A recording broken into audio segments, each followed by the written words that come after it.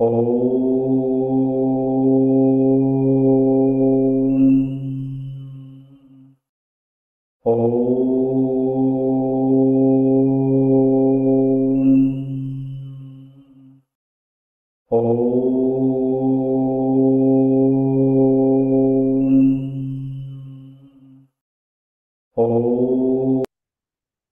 ॐ विश्वानि देवसवितर्दुरितानि परासुव यद्भद्रं तन्नासुव। ॐ शान्तिः शान्तिः शान्तिः। फारच आनंद आहे की विगत 4 वर्षापासून आपण हा उपक्रम अव्याहतपणे राबवत आहात. त्याबद्दल सर्वप्रथम आपल्या या सकल संत विचार मंच कोथरूड आपलं सर्वांचंच मी अभिनंदन करतो. आणि हा उपक्रम जो आहे तो अशाच प्रकारे अव्याहतपणे पुढे चालावा. त्यामध्ये अनेकानेक विद्वानांची व्याख्यानं, अनेकानेक विद्वानांची मतं, त्याचबरोबर त्यांचा अभ्यासपूर्ण अशा प्रकारचं व्याख्यान इथं होत राहावं, अशा प्रकारची अपेक्षाही आपल्या या विचार मंचाकडून, सकल संत विचार मंचाकडून मी इथं या ठिकाणी करतो आहे. पिताश्री परिवार प्रतिष्ठान पुणे यांचं सहकार्य सुद्धा आपल्याला लाभत आहे. त्याबद्दल पिताश्री परिवार प्रतिष्ठान पुणे यांचं सुद्धा मी माझ्या वतीनं हार्दिक हार्दिक अभिनंदन करतो. आणि ह्या जो सकल संत विचारामध्ये जो आचार्यांचा, वेगवेगळ्या आचार्यांचा परिचय या ठिकाणी करून दिला जाणार आहे, त्याच्यामध्ये माझे श्रद्धेय अशा प्रकारचे आचार्य आणि या आर्य समाजाची स्थापना ज्यांनी केली असे महर्षी स्वामी दयानंद सरस्वती यांच्या तत्वज्ञानाविषयी सांगण्याचा योग मला या ठिकाणी आलेला आहे. आपण ती संधी दिली त्याबद्दल आपले सर्वप्रथम मी हार्दिक आभार व्यक्त करतो. महर्षी स्वामी दयानंद तसा विषय खूप मोठा आहे, खूप व्यापक आहे. महर्षी स्वामी दयानंदांचं जीवन, त्यांचे विचार, त्यांचं लेखन हे खूप व्यापक आहे. त्या व्यापक लिखाणाला मी कितपत न्याय देऊ शकेन मला माहीत नाही, परंतु माझ्या अल्पबुद्धीप्रमाणे मी इथं त्यांच्या विचारांना, त्यांच्या तत्वज्ञानांना आपल्यासमोर प्रकट करण्याचा प्रयत्न करणार आहे. तर यामध्ये जे काही योग्य आहे ते महर्षी स्वामी दयानंदांचं आहे, आणि ज्या काही त्रुटी आहेत त्या माझ्या अल्पमतीच्या आहेत. असं समजून सर्व श्रोत्यांनी मला त्या त्रुटी क्षमा कराव्यात, अशा प्रकारे सर्वप्रथम मी सर्वांना, सर्व श्रोत्यांना प्रार्थना करतो. आता महर्षी स्वामी दयानंदांचं तत्वज्ञान जे आहे ते बघण्यापूर्वी आपण काही मिनिटामध्ये त्यांच्या जीवनाचा परिचय आपण थोडक्यात करून घेणार आहोत.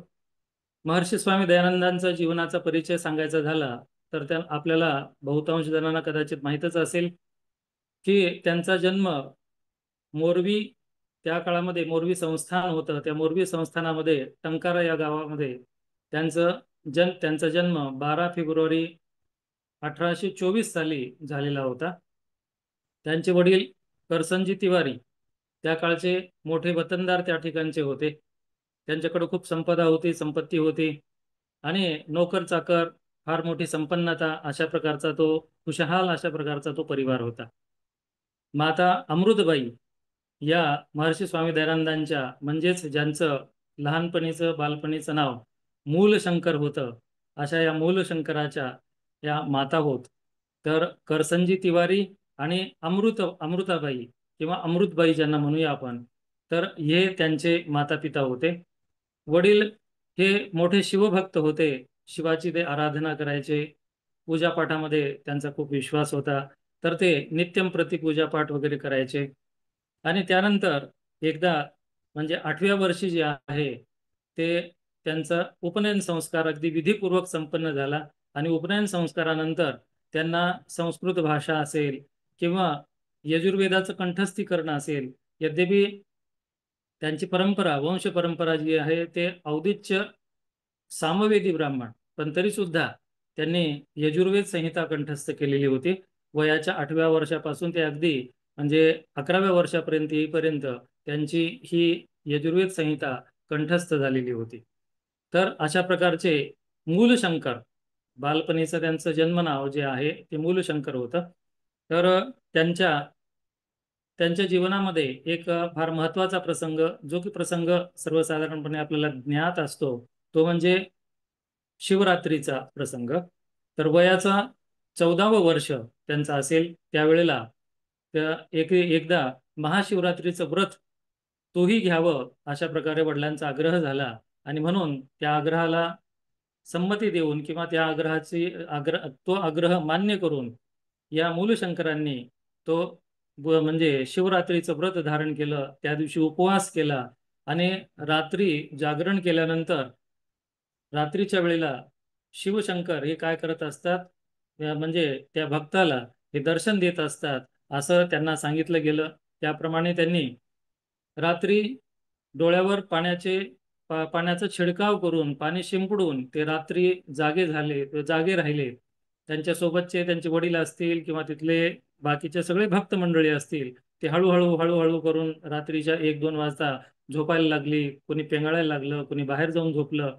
अशा प्रकारची सगळी परिस्थिती झाली. सगळं काही वातावरण शांत झालं. सगळेजण झोपी गेले. परंतु हा एकटाच बालक या जिज्ञासेपोटी की त्या शिवाचं दर्शन मला करायचं आहे, ते शिव मला येणार येणार आहेत आणि काहीतरी आपल्याला वरदान देणार आहेत, अशा प्रकारच्या या आशेपोटी लालसेपोटी तो रात्रभर जागा राहिला. आणि जेव्हा पहाटेच्या वेळी म्हणजे अगदी 3चा सुमार असेल कदाचित, तर त्यावेळेला त्या त्या शिवलिंगावरती काही उंदीर इकडून तिकडं फिरू लागले. आणि मग जसं की आपल्याला माहित आहे की अनेक वैज्ञानिकांचे जे शोध आहेत, त्या शोधाची जननी कुठला तरी एखादा प्रसंग राहिलेला असतो. त्या प्रकारे ईश्वराच्या शोधाचा यांचा हा जीवनातला हा पहिला प्रसंग समजायला काही हरकत नाही. तर त्या प्रसंगी त्यांना असं वाटतं, त्यांना जाणवतं, त्यांच्या भावना मनातून व्यक्त होतात की एवढे मोठे या जगाचे त्राता असणारे, जगाचं संरक्षण करणारे शिव, संपूर्ण जगाची सृष्टी करणारे, त्याचा संहार करू शकणारे अशा प्रकारचा जो परमात्मा आहे, अशा प्रकारचा परमात्मा या छोट्याशा उंदीरांना सुद्धा कसा काय बाजूला करत नाही, अशा प्रकारचे बाल प्रश्न त्यांच्या मनामध्ये आला. आणि मग त्याने लगेचच आपल्या वडिलांना जागं केलं.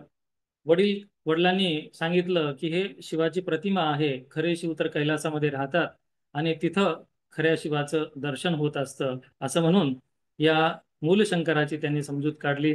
परंतु तरी सुद्धा याच्यावरती त्यांचं समाधान झालं नाही. ते पुन्हा आपल्या घरी गेले आणि मग तोच विचार त्यांच्या मनामध्ये वारंवार फिरू लागला. जसं की आपल्याला माहित आहे, महर्षी वाल्मिकींच्या जीवनामध्ये सुद्धा अशाच प्रकारचा एक प्रसंग येतो, जो की रामायणाच्या रचनेला कारणीभूत ठरला, की तो क्रौंच पक्षाचा प्रसंग आहे. म्हणजे क्रौंच पक्षाला जसा बाण लागतो, क्रौंच पक्षी खाली विव्हळत पडतो आणि विव्हळत पडल्यानंतर त्यांच्या तोंडून आपोआप शापवाणी बाहेर पडते आणि शापवाणी बाहेर पडल्यानंतर ते स्वतःच विचार करायला लागतात की मा निषाद प्रतिष्ठान तो अगम शाश्वती समाहा यत क्रौंच मिथुनादेकम अवधी काम मोहितम. ही शापवाणी माझ्या तोंडातून बाहेर कशी काय पडली? मी नेहमी जगताच्या कल्याण करणारा व्यक्ती, परंतु माझ्या तोंडून अशा प्रकारची शापवाणी बाहेर का पडावी? अशा प्रकारचं चिंतन जसं ते करत राहतात, त्याचप्रमाणे या बालकाच्या मनामध्ये सुद्धा नेहमी सतत तेच चिंतन आहे की हे हे खऱ्या खऱ्या शिवाचं मला काय करायचं आहे, दर्शन करायचं आहे. खरे शिव कुठं राहतात तिथं मला जायचं आहे. 14 वर्षाचा बालक आहे, परंतु त्याची ही तीव्र जिज्ञासा आहे. आणि ही तीव्र जिज्ञासाच पुढे चालून एका फार वैराग्यवान अशा प्रकारच्या या महर्षींना जन्म देते. ते महर्षी म्हणजे महर्षी स्वामी दयानंद सरस्वती हो. तर बालपणीच जेव्हा आणखी मूलशंकर वाढायला लागले, मूलशंकर आणखी थोडेसे मोठे झाले, म्हणजे जवळपास 19 वर्षाचे झाले आणि त्यावेळेला त्यांची बहीण जी आहे ती कॉलरा या रोगानं मृत्यू पावली, निधन पावली. आणि तिचं निधन झाल्यानंतर हे मूलशंकर त्यांना एक प्रकारे धक्काच बसला. म्हणजे आधीच परमेश्वराविषयी अशा प्रकारची तीव्र जिज्ञासा, खऱ्या परमेश्वराचं मला दर्शन करायचं आहे अशा प्रकारची तीव्र जिज्ञासा, आणि त्यानंतर हा निधनाचा प्रसंग, हे निधन म्हणजे अशा प्रकारे मृत्यू मलाही येईल का? असं सगळ्यांनाच मृत्यू येत असतो का? अशा प्रकारचे अनेक प्रश्न त्यांच्या मनामध्ये, म्हणजे याच्यातून मुक्त होण्याचा मार्ग काय आहे, या मृत्यूच्या बंधनातून, या मृत्यूमधून मुक्त होण्याचा मार्ग काय आहे, वगैरे वगैरे अशा प्रकारचे अनेक प्रश्न त्यांच्या मनामध्ये हे येऊ लागले.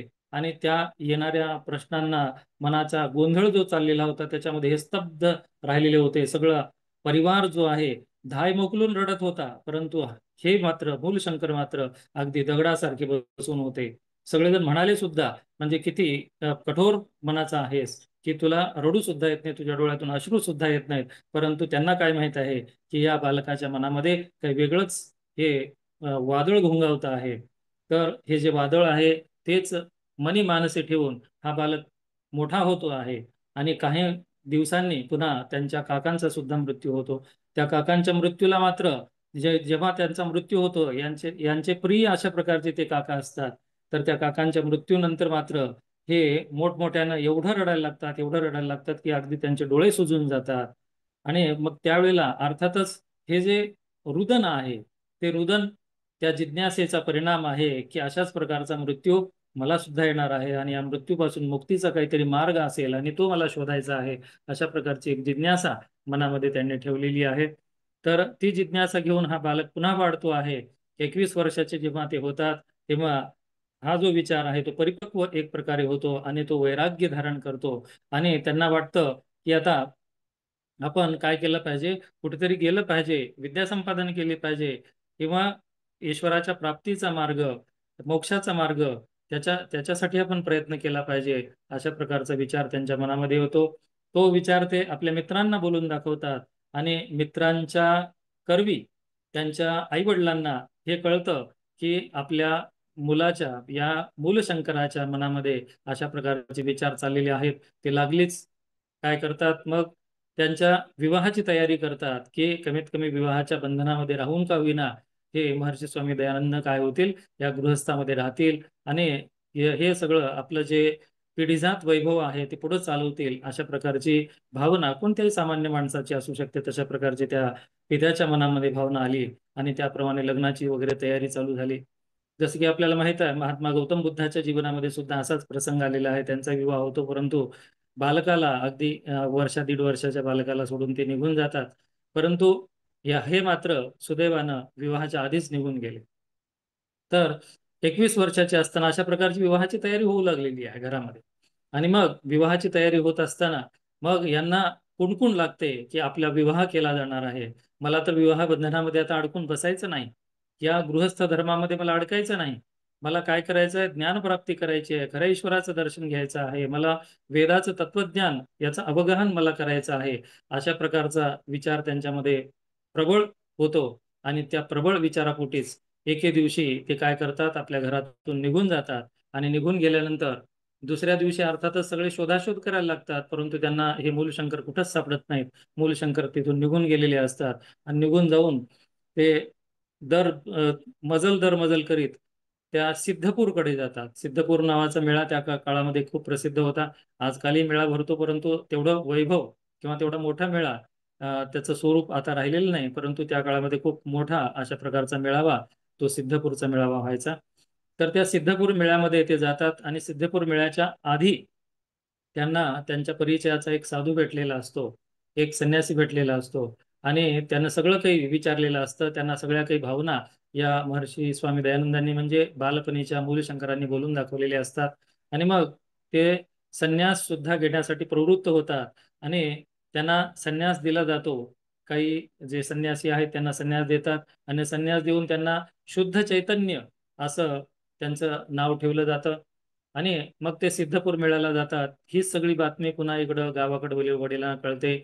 मग वडील अगदी तावातावाने त्या सिद्धपूर मेळ्याच्या ठिकाणी जातात. तिथं त्याचा म्हणजे मूलशंकराचा शोध घेतात. तिथं एका शिवाच्या मंदिरामध्ये हे संन्यासाचा वेश धारण केलेले, भगवे वस्त्र धारण केलेले मूलशंकर त्यांना दिसतात. मग वडिलांचा राग अनावर होतो. ते सगळे त्यांचे कपडे फाडून टाकतात आणि फाडून टाकून दोन जे सैनिक आहेत त्यांच्या रक्षणासाठी ठेवतात. आणि यांच्यावरती रात्रंदिवस कडा पहारा ठेवा आणि याला आपल्या टंकाऱ्याला घेऊन जाऊया, अशा प्रकारे त्यांना सक्त सूचना देऊन वडील पुढे पुढे जायला लागतात. मागं मागं ते या सैनिकांच्या सोबत हा या मूलशंकराला सुद्धा घेऊन चाललं जातं. त्यांना भरदरी वस्त्र पुन्हा घातले जातात, पुन्हा परिधान करविले जातात. अशा प्रकारे ते परत परत जात असतात. आणि परत गेल्यानंतर एका ठिकाणी रात्र होते आणि रात्र झाल्यानंतर एका जागी विश्रांतीसाठी हे सैनिक आणि हे मूलशंकर हे तिथंच थांबलेले असतात. वडील पुढे निघून गेलेले असतात या म्हणजे सैनिकावरती जबाबदारी सोपवून. तर मग हे जे सैनिक आहेत ते सैनिक रात्रीच्या वेळेला जेव्हा त्यांना झोप येते तेव्हा म्हणजे रात्रीच्या वेळेला ते थोडेसे झोपी जातात आणि झोपी गेल्यानंतर हा मूलशंकर जो आहे, हे जे मूलशंकर आहेत ते म्हणजे शौचास जाण्याच्या बहाण्यानं एक तांब्या घेऊन ते जे निघून जातात ते पुन्हा निघूनच जातात. ते पुन्हा कधीही परत परत फिरत नाहीत आणि ते तिथूनच पुढे जातात एका याच्यावरती एका म्हणजे काय म्हणूया त्याला झाडावरती, एका दाट अशा प्रकारच्या झाडामध्ये जाऊन ते लपून बसतात. ज्याप्रमाणे आपल्याला माहित आहे 5 पांडवांनी जे आपली शस्त्र एका झाडामध्ये लपवलेली होती, शमीच्या झाडामध्ये वगैरे अशा प्रकारची कथा येते. तशा प्रकारे ते सुद्धा स्वतःच्या शरीराला म्हणजे स्वतःला लपवून ठेवतात, दिवसभर लपून राहतात तिथं. तिथं सैनिक त्या ठिकाणी येतात खाली, परंतु ते वरती पाहू शकत नाहीत की महर्षी स्वामी दयानंद म्हणजे मूलशंकर तिथे लपलेले आहेत ते. तर अशा प्रकारचा त्यांचा प्रवास आहे. मग तिथं ते दिवसभर थांबतात, सैनिक इकडे तिकडे शोध घेतात आणि कंटाळून शेवटी ते सैनिक सुद्धा परत निघून जातात. मग रात्रीच्या वेळी प्रवास, दिवसाच्या वेळी पुन्हा लपणं, पुन्हा रात्रीच्या वेळी प्रवास, असं करत करत करत हे मूलशंकर त्या ठिकाणाहून निघून जातात. अशा प्रकारचा त्यांचा हा वैराग्याचा प्रवास, अशा प्रकारे त्यांचा मूलशंकर ते महर्षी स्वामी दयानंदाचा प्रवास जो आहे तो चालू होतो. आणि मग नंतर संपूर्णानंद सरस्वती नावाचे एक संन्यासी, फार योग्य संन्यासी, योगी संन्यासी त्यांना भेटतात. त्यांच्याकडून ते या संन्यासाची दीक्षा पुन्हा घेतात. म्हणजे काय झालेलं आहे, हे सुरुवातीला शुद्ध चैतन्य वगैरे जे नाव दिलेलं आहे ते तात्कालिक अशा प्रकारच्या काही भोंदू सैनिक म्हणजे संन्यासी जे असतात तशा प्रकारच्या संन्याशांनी तशा प्रकारचं त्यांना अंगठी वगैरे ते भरजरी वस्त्र वगैरे काढून घेऊन त्यांना संन्यास देण्याचा एक काय म्हणूया त्याला एक विधी पार पाडली जाते फक्त. परंतु ते त्याच्यामध्ये काही प्रशिक्षण शिक्षण देत नाहीत. परंतु हे संपूर्णानंद सरस्वती मात्र त्यांना योग्य उपदेश देतात, विधीपूर्वक त्यांना संन्यास देतात, विधीपूर्वक त्यांना सर्व संन्यासाच्या विधी पार पाडला जातो आणि त्यांना तिथं नाव मिळतं मग की दयानंद सरस्वती म्हणून त्यांना नाव मिळतं. तेच पुढं फार मोठे तत्वज्ञ, तत्ववेत्ते, त्याच्यानंतर द्रष्टे असे झाल्यामुळं त्यांना महर्षी स्वामी दयानंद नावानं आपण ओळखतो. तर त्यांच्या जीवनाचा खूप मोठा प्रवास आहे. तो मोठा प्रवास इथं सांगत बसलो तर हा संपूर्ण वेळ म्हणजे तत्वज्ञान सांगण्याच्या ऐवजी त्यांचं जीवनच सांगण्यामध्ये इथं निघून जाईल. म्हणून मी हा अल्पसा परिचय त्यांचा इथं करून दिलेला आहे. पुढे मग ते पुढे जातात, गुरु विरजानंदाकडून शिक्षण प्राप्त करतात. ते गुरु विरजानंदाकडे जाण्याच्या आधी 1857च्या उठावामध्ये सुद्धा त्यांनी सक्रिय सहभाग घेतलेला होता. अशा प्रकारची ही काही काही विद्वानांनी तशा प्रकारचंही संशोधन केलेलं आहे. कारण त्याचं जे म्हणजे साक्षात वर्णन आहे ते सुद्धा सत्यार्थ प्रकाशाच्या 11व्या समोलसामध्ये महर्षी स्वामी दयानंदांनी केलेलं आहे. की त्यावेळेला हे इंग्रज सरकार जे आहे ते काय करत आहे, हे जे हिंदूंच्या ज्या मूर्त्या आहेत, मंदिरं आहेत, ते तोडण्याचं काम करत आहे, फोडण्याचं काम करत आहे. तरी सुद्धा इथली जनता काहीच करत नाही, हातावर हात धरून बसलेली आहे. अशा प्रकारे एक वेदना, त्यांच्या मनातली वेदना ती साहित्यातून प्रकट झालेली आहे. त्याच्यावरून काही जणांनी अंदाज बांधलेला आहे की त्यावेळेला ते सक्रिय सहभागी 1857च्या उठावामध्ये सुद्धा होते. त्या बंडामध्ये सुद्धा त्यांचा वाटा होता. परंतु तो एक संशोधनाचा विषय आहे, त्याच्यामध्ये जास्त पडता कामा नये. महर्षी स्वामी दयानंदांचं कार्य त्याही पेक्षा खूप मोठं आहे. त्यांच्या बंडामध्ये सहभागी होणे न होणे याच्यानं त्यांच्या व्यक्तिमत्वावरती, त्यांच्या विचारावरती, त्यांच्या या उत्तुंग अशा प्रकारच्या व्यक्तिमत्वावरती कसल्याही प्रकारचा फरक त्याच्यानं पडणार नाही. ते होते त्या बंडामध्ये किंवा नव्हते याच्यानं काहीच फरक त्यांच्या या विचारधारेवरती काही पडणारा नाही. परंतु निश्चितपणे ते एक फार मोठे देशभक्त होते आणि अनेक देशभक्तांना सुद्धा त्यांनी प्रेरणा दिलेली आहे. अनेक विद्वानांनी हे मान्य केलेलं आहे. अनेक राजनेत्यांनी त्या काळच्या हे मान्य केलेलं आहे की भारताला जे स्वातंत्र्य मिळालेलं आहे त्या भारतीय स्वातंत्र्यामध्ये आर्य समाजचं फार मोठं योगदान आहे.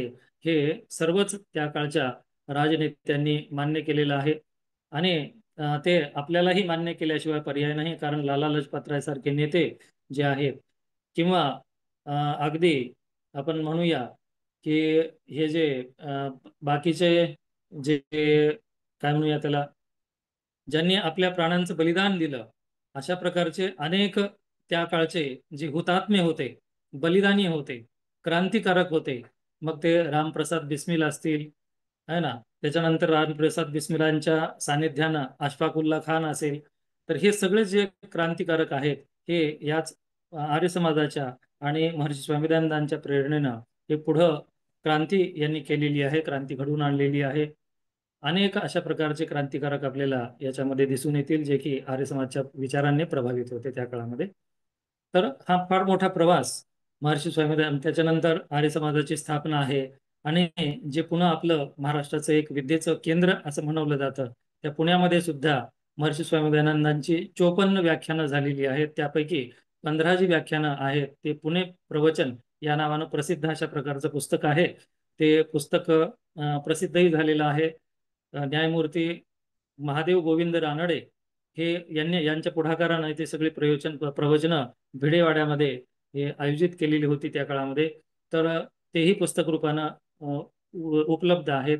तर तेही आपल्यासारख्या प्रबुद्ध व्यक्तींनी तेही पाहायला, तेही विचार अवगाहन करायला किंवा तेही वाचायला काही हरकत नाही.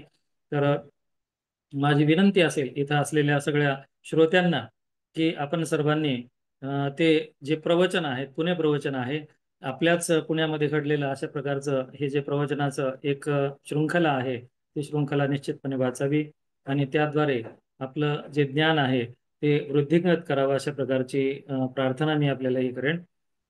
तर हे त्यांच्या जीवनाविषयी थोडं थोडक्यात मी सांगितलेलं आहे. आणखी अ, तत्वज्ञान सांगत असताना सुद्धा काही त्यांच्या जीवनाविषयी बाबी सुद्धा येतील, त्याही त्या अनुषंगाने आपण पाहायला काही हरकत नाही. तर सगळ्यात पहिली बाब येते म्हणजे महर्षी स्वामी दयानंदांनी त्यांचं आर्य समाजाची स्थापना करण्याच्या पाठीमागं काय भूमिका होती. ते म्हणतात की मला कुठल्याही प्रकारचा नवीन धर्म किंवा पंथ हा चालू करायचा नाही. फक्त जे शुद्ध वैदिक ज्ञान आहे, वेदामधलं जे ज्ञान आहे, वैदिक ज्ञान आहे, ते मला जगासमोर आणायचं आहे. आणि यासाठी या आर्य समाजाची स्थापना मी केलेली आहे. ते प्रसिद्धी परांगमुख होते. आणि प्रसिद्धी परांगमुख असल्यामुळंच म्हणजे जसं आपल्याला माहित आहे की सगळीकडं आजकाल गुरुडम माजलेलं आहे. एखाद्या गुरुला वाटतं की आपलेच अनेक शिष्य असावेत, हजारो शिष्य असावेत, आपला संप्रदाय मोठा व्हावा. दुसऱ्या गुरुला तसंच वाटतं. तशा प्रकारे महर्षी स्वामी दयानंदांचा विचार कधीही नव्हता. त्यांनी सक्त सांगितलेलं होतं की माझं जे छायाचित्र आहे ते कुठंही आर्य समाजामध्ये लावायचं नाही. अशा प्रकारे सक्त ताकीद दिली होती, किंवा ज्याला आपण इंग्लिशमध्ये वॉर्निंग म्हणूया, वॉर्निंग दिलेली होती की माझं छायाचित्र कुठल्या आर्य समाजामध्ये लावायचं नाही म्हणून. म्हणून त्यांची छायाचित्र सुद्धा फार दुर्मिळ आहेत. एक दोन छायाचित्र आहेत कधी काळी काढलेली कुठल्या तरी म्हणजे राजाकडे गेल्यानंतर, ते तेवढेच काही दुर्मिळ अशा प्रकारचे छायाचित्र त्यांची उपलब्ध आहेत. बाकी त्यांची छायाचित्र उपलब्ध होत नाहीत. त्याचं कारण म्हणजे त्यांनी आपल्या जीवनामध्ये चित्राला महत्व न देता चरित्राला महत्व दिलेलं आहे, चरित्र निर्माणाला महत्व दिलेलं आहे.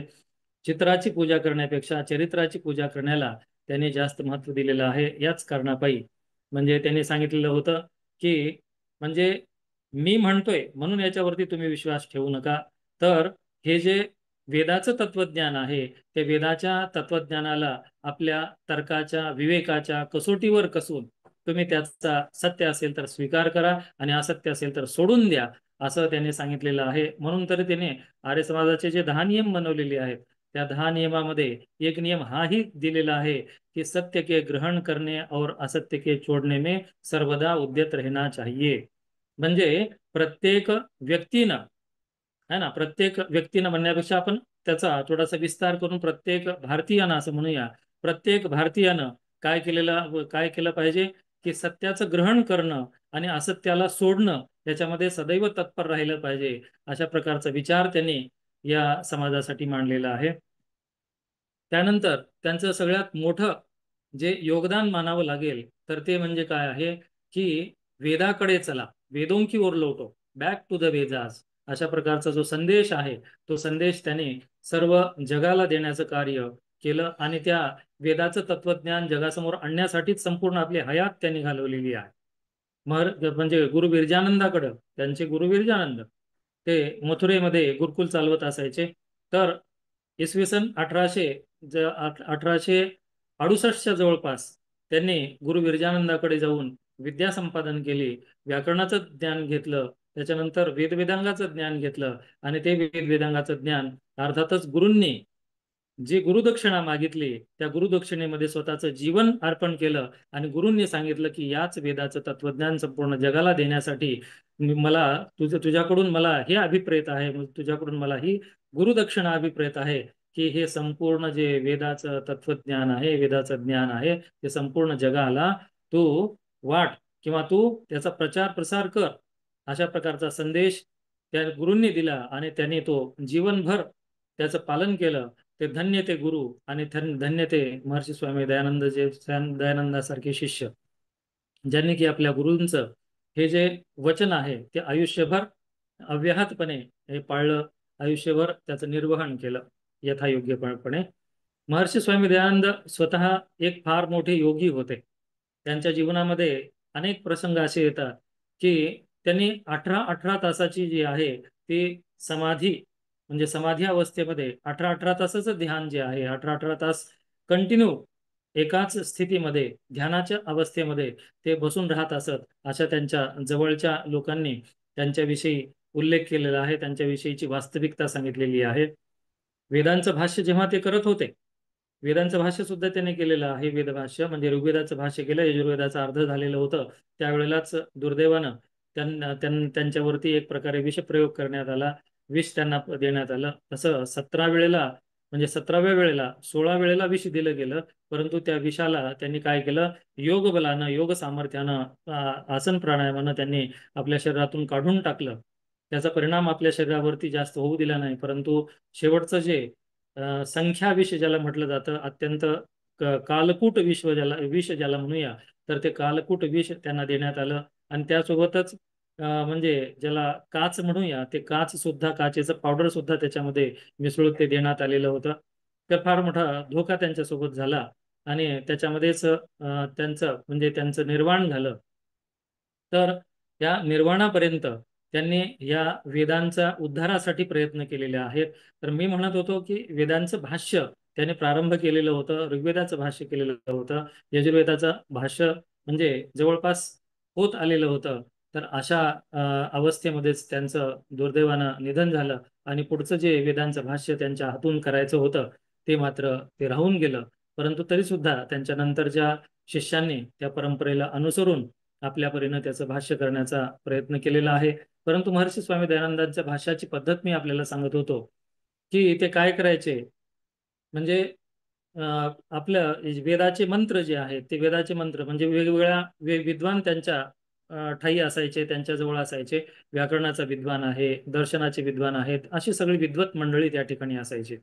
ते सगळे बसलेले असायचे, आणि ते काय करायचे, या एखाद्या मंत्रावरती म्हणजे एक मंत्र घ्यायचा, त्याची चर्चा व्हायची सगळ्यांची, की त्याचा म्हणजे सायणाचार्यांनी हा अर्थ केलेला आहे, अन्य दुसऱ्या महिदराचार्यांनी अशा प्रकारचा अर्थ केलेला आहे, अशी चर्चा व्हायची. आणि मग त्याचा योग्य अर्थ काय असला पाहिजे, निरुक्तानुसार त्याचा अर्थ काय असला पाहिजे.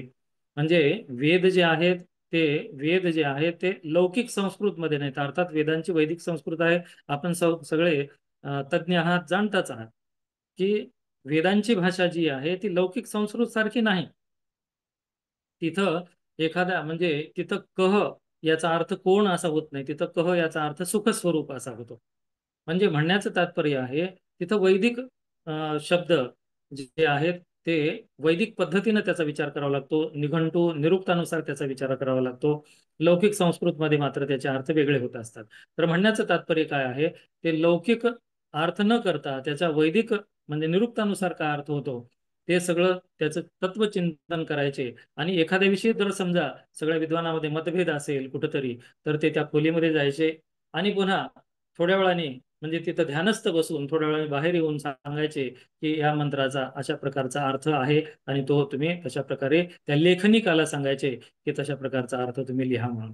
म्हणजे म्हणण्याचं तात्पर्य, त्या समाधी प्रज्ञेतून प्रकट होणारा अशा प्रकारचा जो वेदमंत्राचा अर्थ आहे, तो या ऋषींनी, या महर्षींनी केलेला आहे, आणि तो आपल्या समोर ठेवलेला आहे. तो अर्थ आपण वाचला पाहिजे, त्या अर्थाचं अवगमन चिंतन आपण केलं पाहिजे, आणि त्याच्यानुसार आपल्या वेदाची प्रतिष्ठापना पुनঃप्रतिष्ठापना करता येईल. अन्यथा आपण जर समजा त्याचे लौकिक अर्थ केले तर वेदाचे, मग वेदांना, मग जसं की इंग्रजांनी म्हटलेलं होतं, वेद म्हणजे गुराख्यांची गीता आहेत, अशा प्रकारची हेटाळणी वेदांची केलेली होती.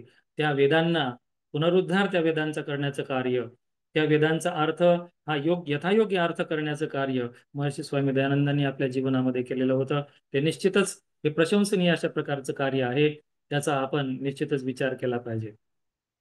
तर वेदाकडे चला अशा प्रकारचा मंत्र जो आहे त्यांनी आपल्या जीवनामध्ये अवलंबिला आणि आपल्या शिष्यांनाही, आपल्या अनुयायांना सुद्धा दिला. तर अनुयायी म्हणणं तसं यथायोग्य वाटत नाही, समुचित वाटत नाही. कारण जे म्हणजे दुराग्रह सोडून म्हणजे या वेदांचा किंवा सर्व तत्वज्ञानाचा यथार्थ अशा प्रकारचा अर्थ समजून घेतात आणि त्याप्रमाणे आपलं जीवन चालवितात, ते खरे आर्य आहेत आणि तेच खरे या महर्षी स्वामी दयानंदांचे अनुयायी आहेत. त्यांचा अनुयायी म्हणजे फक्त कुठला तरी आर्य समाजाचा सदस्य झाला आणि तोच त्यांचा अनुयायी आहे अशातला भाग नाही. जो सत्य मार्गावर चालत आहे तो त्यांचा अनुयायी आहे. जो वेदांच्या मार्गावर चालत आहे, जो ईश्वरीय मार्गावरती चालत आहे, तो त्यांचा अनुयायी आहे. अशा प्रकारचा एक म्हणजे विचार त्या महर्षी स्वामी दयानंदांना सुद्धा अभिप्रेत होता. तर वेदांकडे चला अशा प्रकारचा मंत्र त्यांनी आपल्या जीवनामध्ये जपलेला आहे. दुसरी अत्यंत महत्वाची बाब म्हणजे ईश्वराचं जे स्वरूप आहे, ते ईश्वराचं स्वरूप त्यांनी जे मानलेलं आहे ते त्यांनी अ, आर्य समाजाच्या दुसऱ्या नियमामध्ये, त्या पहिल्या नियमाकडे मी नंतर येणार आहे, दुसरा नियम आधी सांगणार आहे. वेदाकडे, वेदाकडे चला असं म्हणत असताना पहिल्या नियमाचा सुद्धा विचार केलाच पाहिजे. तर पहिला नियम सांगितलेला आहे की वेद सब सत्य विद्याओं का पुस्तक है. नाही, वेद म्हणजे नाही, तो नाही, तो तिसरा नियम आहे. तर पहिल्या नियमामध्ये त्याने सांगितलेलं आहे की सगळ्या म्हणजे जो पदार्थ म्हणजे विद्या से जाने जाते हैं उन सबका आदि मूल परमेश्वर है. म्हणजे जेवढे काही पदार्थ या जगामध्ये आहेत त्या सगळ्या पदार्थांचा आणि त्या सगळ्या पदार्थांच्या ज्ञानाचा आदी स्रोत, आदी मूळ जो आहे तो म्हणजे परमात्मा आहे. हे परमात्म्याविषयीचं त्यांचं अतिशय प्रगल्भ भावना, अतिशय श्रद्धेची भावना त्या पहिल्याच नियमामध्ये दिसून येते. दुसऱ्या नियमामध्ये ते ईश्वराच्या खऱ्या स्वरूपाला सांगताना म्हणतात की महर्षी स्वामी दयानंदांना ईश्वराचं खरं स्वरूप कसं अभिप्रेत होतं ते दुसऱ्या नियमामध्ये सांगितलं गेलेलं आहे. ते म्हणतात, ईश्वर सच्चिदानंद स्वरूप, निराकार, सर्वशक्तिमान, न्यायकारी, दयालु, अजन्मा, अनंत, निर्विकार, अनादि, अनुपम, सर्वाधार, सर्वेश्वर, सर्वव्यापक, सर्वांतर्यामी, अजर, अमर, अभय, नित्य, पवित्र और सृष्टिकर्ता है, उसी की उपासना करनी योग्य है. म्हणजे त्यांना खरं ईश्वर कसा अभिप्रेत आहे, तर ईश्वर सच्चिदानंद स्वरूप त्यांना अभिप्रेत आहे. ईश्वर सच्चिदानंद स्वरूप आहे, सत चित आणि आनंद स्वरूप ईश्वर आहे. त्याच्यानंतर तो कसा आहे, तर सर्व शक्तिमान आहे, निराकार आहे. तर त्यांनी साकार ईश्वर हा मानलेला नाही, तर निराकार ईश्वराचं स्वरूप त्यांनी मानलेलं आहे. म्हणजे पश्य देवस्य काव्यम न ममार न जेर्यति. म्हणजे हे जे सृष्टी आहे, तो म्हणजे सृष्टी म्हणजे काय आहे, ईश्वराचं हे साकार रूप आहे असं आपण मानू शकतो. खरं पाहता ईश्वर, जीव आणि प्रकृती या तीन वेगळ्या गोष्टी आहेत असं महर्षी स्वामी दयानंदांनी सांगितलेलं आहे. म्हणजे ईश्वर, जीव आणि प्रकृती ह्या तिन्ही गोष्टी या अनादी आहेत आणि अनंत आहेत. या प्रवाहानं अनादी आहेत आणि अनंत आहेत असं त्यांचं मंतव्य होतं, असं त्यांनी मानलेलं आहे. त्यांच्या साहित्याच्या अवगाहनानं या गोष्टी आपल्याला लक्षात येतील. आणि ईश्वर जो आहे या सृष्टीचं जे आहे ते ह्या सृष्टीचा उत्पत्ती करता आहे, उत्पन्न करणारा आहे. म्हणजेच अर्थात कसं आहे, ही जी मूळ प्रकृती आहे या मूळ प्रकृतीला आपल्या प्रेरणेनं ईश्वर या सृष्टीच्या रूपामध्ये काय करतो, हे रचना करतो किंवा त्याला प्रकट करतो. आणि मग नंतर ईश्वरच त्याची स्थिती करतो आणि ईश्वरच पुन्हा त्याचा प्रलय सुद्धा काही कालावधीने करतो.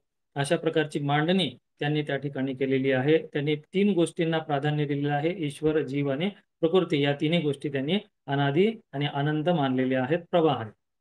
तर हे सांगत असताना ईश्वर निराकार आहे, ईश्वर हा सर्वशक्तिमान आहे, तो न्यायकारी आहे, दयालू आहे. म्हणजे जेवढे काही विशेषणं या ठिकाणी ईश्वराची महर्षी स्वामी दयानंदांनी मानलेली आहेत त्यापैकी एकाही विशेषणाला आपल्याला नकारता येत नाही. सर्व काही आपल्याला काय करावं लागतं, तर्काच्या कसोटीवर किंवा शास्त्राच्या कसोटीवर, कुठल्याही कसोटीवर आपण त्याला परखलं तरी सुद्धा यामधली जेवढी काही विशेषणं आहेत ती सगळी विशेषणं ही ईश्वराला लागू होतात. आणि हे ईश्वराचे जे स्वरूप आहे त्यांनी स्वतःच काही सांगितलेलं नाही, स्वतः अनुभव घेतलेला आहे, परंतु शास्त्राचा सुद्धा आधार त्यांनी दिलेला आहे. त्यांचं कुठलंही ग्रंथ उचलून पाहूया तर त्याच्यामध्ये आपल्याला अनेक शास्त्रांची, अनेक अशा प्रकारची उद्धरणं आपल्याला त्या ठिकाणी दिसून येतात. विशेषत्वाने वेदाची उद्धरणं दिसून येतात, उपनिषदांची दिसून येतात, दर्शनशास्त्राची दिसून येतात. त्याच्यानंतर स्मृतिशास्त्रांची म्हणजे उद्धरणं सुद्धा त्यांच्या साहित्यामध्ये सगळीकडे दिसून येतात. केवळ सत्यार्थ प्रकाशाचाच विचार केला तर केवळ सत्यार्थ प्रकाशाच्या म्हणजे लेखनासाठी त्यांनी जवळपास 3,000 शास्त्रांना, 3,000 ग्रंथांना त्यांनी काय केलेलं आहे, कोट केलेलं आहे. 3,000 शास्त्रांचं अध्ययन त्यासाठी त्यांनी केलेलं आहे, या सत्यार्थ प्रकाशाच्या रचनेसाठी. मग त्याच्यामध्ये म्हणजे वेद, दर्शन, उपनिषद इत्यादी तर आहेतच आहेत. त्याशिवाय ईसाई धर्माचे ग्रंथ सुद्धा आहेत. त्याशिवाय पारसी धर्माचे ग्रंथ आहेत, बौद्ध, जैन यांचे ग्रंथ आहेत, इस्लामच्या बाबतीतले सुद्धा ग्रंथ आहेत. ह्या अनेक प्रकारच्या पंथांचे जे ग्रंथ आहेत त्या ग्रंथांचा सुद्धा अध्ययन आणि त्यांचे सुद्धा उद्धरण या सत्यार्थ प्रकाशामध्ये आपल्याला आढळून येतात. फार मोठा व्यासंग, फार मोठा अध्ययन त्यांचं आपल्याला दिसून येतं. त्यांच्या जीवनाचा एक फार महत्वाचा प्रसंग मी आपल्याला सांगू इच्छितो, आपल्याला सुद्धा तो निश्चितच प्रेरणादायक वाटेल. की त्यांनी हे जे संन्यास आहे, संन्यास आश्रमामध्ये सुद्धा त्यांनी सदैव आपल्या अभ्यासाला, अध्ययनाला, स्वाध्यायाला हे सर्वोपरी महत्व दिलेलं आहे. बाकी सगळ्या गोष्टी त्यांनी बाजूला केलेल्या आहेत.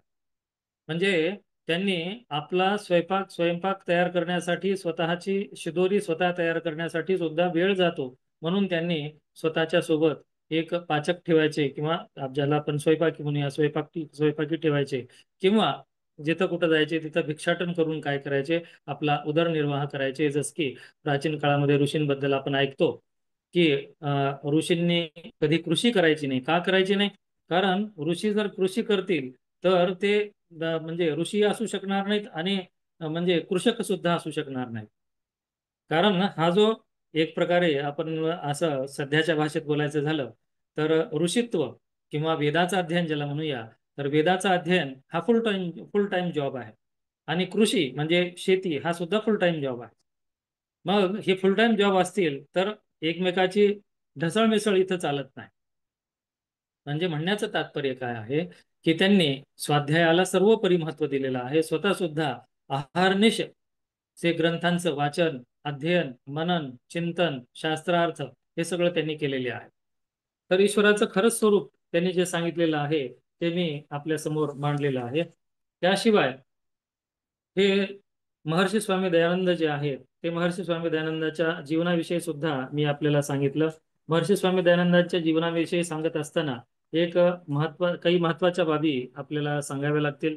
की त्यांच्या पराक्रमाबद्दल सांगायचं झालं, त्यांच्या शक्तीबद्दल सांगायचं झालं, की यद्यपि ते संन्यासी होते तरी सुद्धा त्यांचं सामर्थ्य हे ब्रह्मचर्याचं सामर्थ्य होतं, अफाट अशा प्रकारचं सामर्थ्य होतं. आणि त्या सामर्थ्याची प्रचिती अनेक वेळेला त्यांनी आणून दिलेली आहे.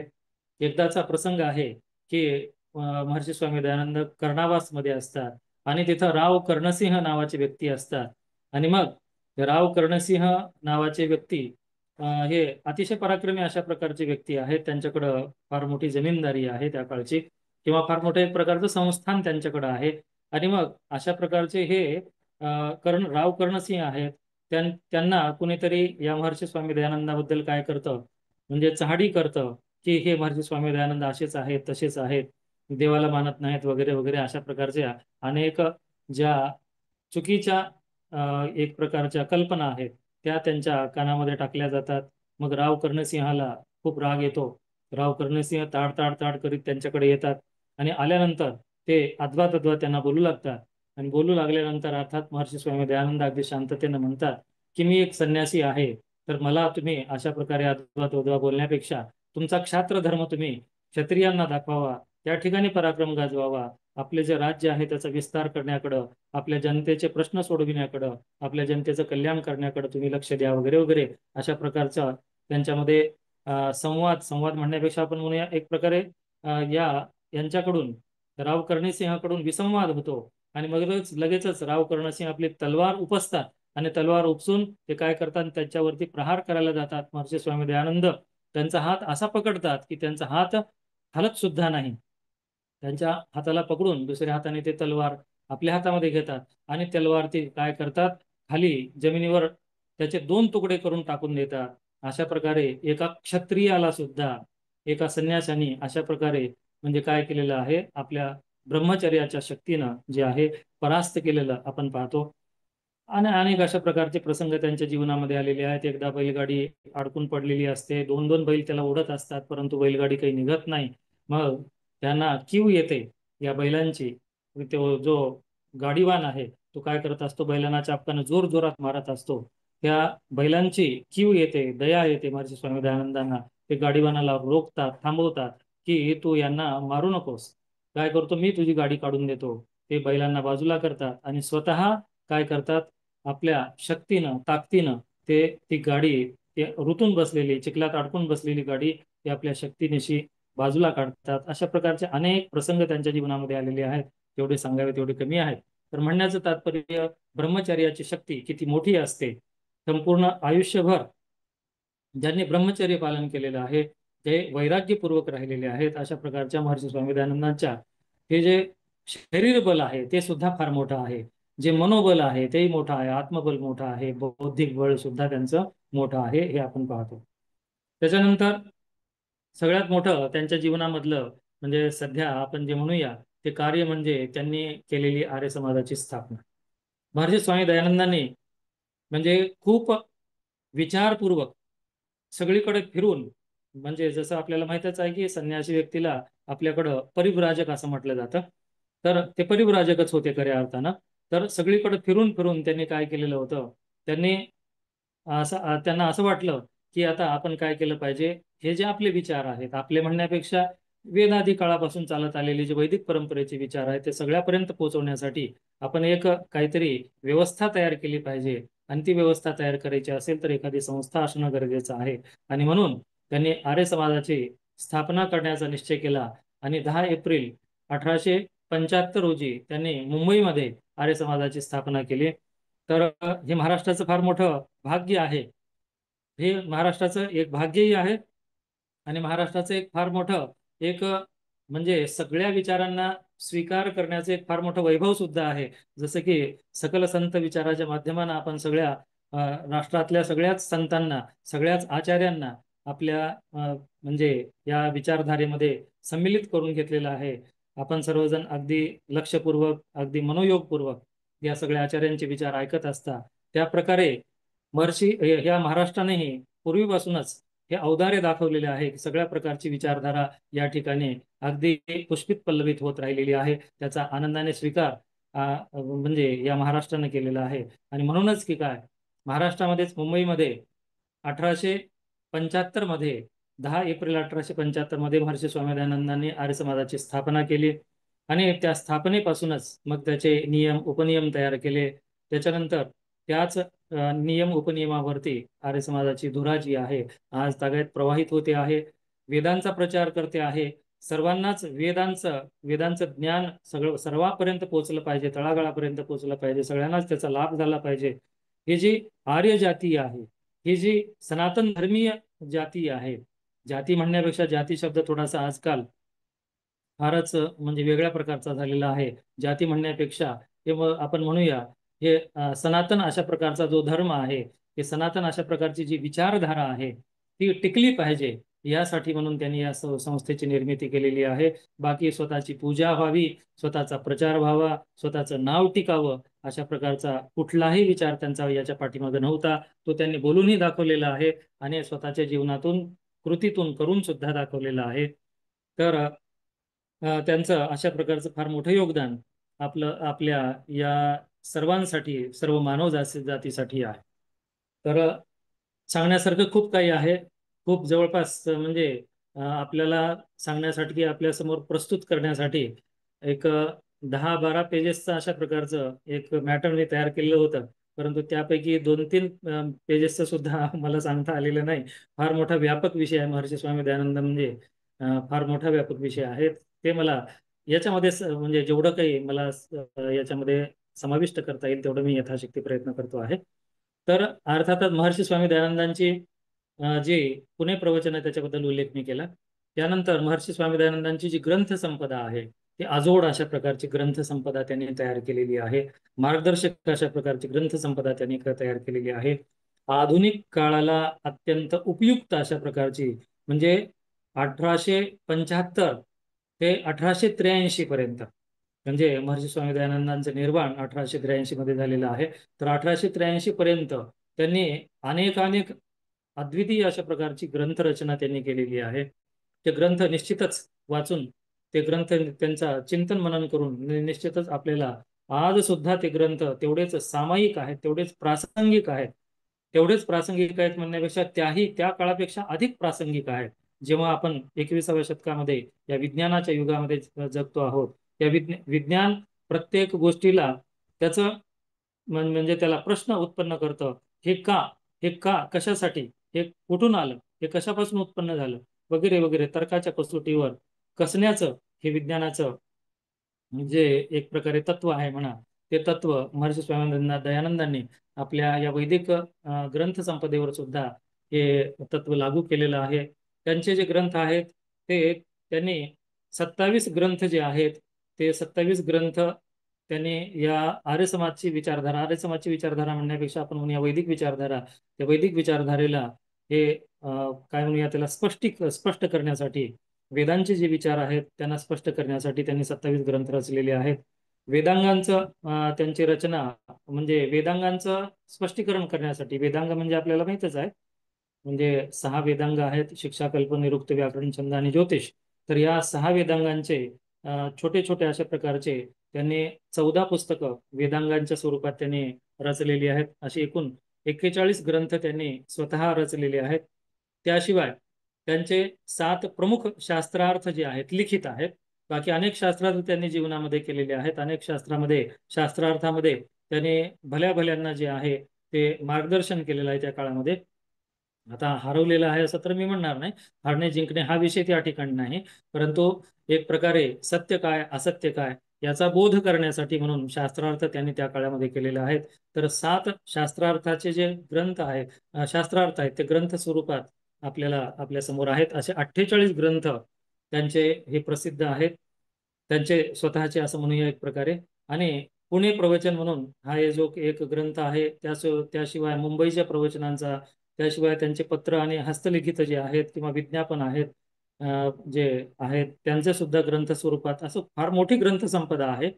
परंतु त्यांचे स्वलिखित ग्रंथ मानले किंवा त्यांचे म्हणून विचार मांडलेले ग्रंथ मांडले तर 48 ग्रंथ त्यांचे प्रसिद्ध असलेले आपल्याला दिसून येतात. आता त्यापैकी त्यांचा सगळ्यात महत्वाचा ग्रंथ मानला जातो तो म्हणजे सत्यार्थ प्रकाश. त्या सत्यार्थ प्रकाश म्हणजे काय आहे? सत्यार्थ प्रकाश म्हणजे मानवी जीवनाला आकार देण्यासाठीची एक प्रकारची संहिता आहे. म्हणजे ज्याला ह्युमन इंजिनिअरिंग असं म्हणूया किंवा ज्याला की आजकाल इनर इंजिनिअरिंग वगैरे म्हटलं जातं, त्याचं एक स्वरूप जे आहे म्हणजे एक प्रकृष्ट स्वरूप आपल्याला सत्यार्थ प्रकाशामध्ये दिसून येतं. या सत्यार्थ प्रकाशामध्ये एकूण 14 समुल्लास म्हणजे 14 अध्याय आहेत. त्या 14 अध्यायापैकी पहिल्या 10 अध्यायामध्ये त्यांनी म्हणजे मानवी जीवन, गृहस्थ जीवन आहे, संन्यास जीवन आहे ते कसं असावं, राजधर्म कसा असावा याच्याविषयी सगळी माहिती त्या ठिकाणी दिलेली आहे. आणि नंतरच्या 4 अध्यायामध्ये, 4 समुल्लासामध्ये त्यांनी वेगवेगळ्या धर्मामध्ये प्रचलित असलेल्या ज्या कुरीती आहेत, वाईट रूढी आहेत, त्या रूढीबद्दल त्याच्यामध्ये चर्चा आलेली आहे. तर जो त्यांचा पहिला अध्याय आहे त्याच्यामध्ये, तो पहिला अध्याय त्यांनी कशासाठी समर्पित केलेला आहे, तर पहिला अध्याय त्यांनी समर्पित केलेला आहे ते म्हणजे ईश्वराच्या विषयी, ईश्वराच्या स्वरूपाविषयी, ईश्वराच्या नावाविषयी. म्हणजे ईश्वराचा खरंच स्वरूप काय आहे ते त्यांनी त्याच्यामध्ये सांगितलेलं आहे. जवळपास 100 नावं, विराट आहे, अग्नी आहे, विश्व आहे, त्याच्यानंतर शिव आहे, त्याच्यानंतर काय म्हणूया त्याला हिरण्यगर्भ आहे. अशा प्रकारचे जवळपास म्हणजे जवळपास म्हणण्यापेक्षा 100 100 नावाची व्याख्या, त्याची निरुक्ती, त्याची व्युत्पत्ती देऊन त्याचं स्पष्टीकरण, त्याच्या ते असलेला वेदमंत्र, असं सगळं सविस्तर विवेचन त्यांनी पहिल्या समोल्लासामध्ये केलेलं आहे. त्यानंतर दुसऱ्या समोल्लासामध्ये दुसऱ्या समोल्लासामध्ये त्यांनी म्हणजे विद्यार्थ्यांचे म्हणजे मनुष्याची निर्मिती होण्यासाठी, मनुष्य निर्माण होण्यासाठी हे शिक्षण पद्धती कशी असली पाहिजे, गुरुकुल कशी असली पाहिजे, लहानपणापासून कशा प्रकारे शिक्षण विद्यार्थ्यांना दिलं पाहिजे. हे शिक्षण म्हणजे जन्मल्यापासून चालू होत नाही. महर्षी स्वामी दयानंदांनी सांगितलेलं जे शिक्षण आहे ते गर्भाधान संस्कारापासून चालू होतं. ते अगदी ते कुठपर्यंत चालतं, ते अंत्येष्टीपर्यंत, म्हणजे 16 संस्काराचं जे शिक्षण प्रशिक्षण आहे त्याचं एक व्यापक स्वरूप, व्यापक आचारसंहिता त्यांनी या ग्रंथामध्ये दिलेली आहे. ज्याच्यामध्ये की शिक्षणाच्या स्वरूपात म्हणजे बाल शिक्षण जे आहे ते त्यांनी दुसऱ्या अध्यायामध्ये मांडलेलं आहे. त्याच्यानंतर तिसऱ्या अध्यायामध्ये त्यांनी अध्ययन अध्यापन पद्धती कशी असावी आणि त्या अध्ययन अध्यापन पद्धतीमध्ये महिलांना सुद्धा पुरुषांच्या बरोबरीनं शिक्षण दिलं पाहिजे. महिलांची आणि पुरुषांची गुरुकुलं वेगळी असली पाहिजेत, अशा प्रकारचे काही नियम सुद्धा त्याच्यामध्ये सांगितलेले आहेत. त्याच्यामध्ये शिक्षक कसे असावेत, त्याच्यामध्ये ज्ञान कोणतं दिलं जावं, त्याच्यामध्ये पाठ्यक्रम कोणता असावा, एवढं बारीक विचार त्यांनी त्याच्यामध्ये सांगितलेला आहे. तो वाचल्यानंतरच आपल्याला लक्षात येऊ शकतो.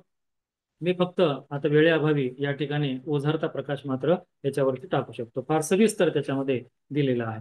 त्याच्यानंतर पुढं चौथ्या समोल्लासामध्ये त्यांनी समावर्तन संस्कार, विवाह आणि गृहस्थाश्रमाविषयी दिलेला आहे. त्या गृहस्थाश्रमामध्ये अगदी त्यांनी त्या काळामध्ये म्हणजे 1875 ते 1883च्या कालावधीमध्ये, या कालावधीमध्ये म्हणजे एवढ्या जुन्या काळामध्ये सुद्धा जेव्हा की बालविवाह अगदी सर्रास व्हायचे, 8व्या वर्षी 9व्या वर्षी काही काही ठिकाणी तर अगदी पाळण्यातच विवाह लावले जायचे, अशा या कालावधीमध्ये महर्षी स्वामी दयानंदांनी त्या काळामध्ये सांगितलेलं होतं की पुरुषांची विवाहाची न्यूनतम आयु म्हणजे कमीत कमी वय जे आहे ते 25 वर्ष असलं पाहिजे आणि स्त्रियांचं विवाहाचं वय हे कमीत कमी 16 वर्ष असलं पाहिजे. हे मत त्यांनी त्या काळामध्ये वेदांचे संदर्भ देऊन, सगळे संदर्भ देऊन, कन्या युवानम विंदते पतिम वगैरे सगळे वेदमंत्राचे संदर्भ देऊन त्यांनी त्या काळामध्ये हे सगळं सांगितलेलं आहे. म्हणण्याचं तात्पर्य असं आहे की विवाहाचा जो विधी आहे, विवाह म्हणजे गृहस्थाश्रम आहे, गृहस्थाश्रमाबद्दल त्यांनी सविस्तर अशा प्रकारची माहिती या चौथ्या समोल्लासामध्ये दिलेली आहे. आणि हेच 25 आणि 16चं जे सूत्र आहे ते धरूनच महर्षी स्वामी दयानंदांचेच एक शिष्य आहेत, हरविलास शारदा म्हणून, तर ते न्यायाधीश होते. त्यांनी त्या काळामध्ये मग ते कायदा करण्यासाठी त्या काळामध्ये प्रयत्न केलेले आहेत. आणि आज जे आपण त्याचं फलित पाहतो की बालविवाहाचा म्हणजे आजकाल बालविवाह फार क्वचित आहेत, रेअर आहेत किंवा नाहीत सुद्धा काही ठिकाणी. तर हे अशा प्रकारचं फार मोठं कार्य महर्षी स्वामी दयानंदांचा आणि त्यांच्या अनुयायांचं म्हणजे त्यांच्या पावलावर पाऊल ठेवून चालणाऱ्यांचं आहे. महर्षी म्हणजे स्वामी श्रद्धानंद सरस्वती सारखे जे व्यक्ती आहेत त्यांनी फार मोठं योगदान या स्वातंत्र्यासाठी दिलेलं पाहतो.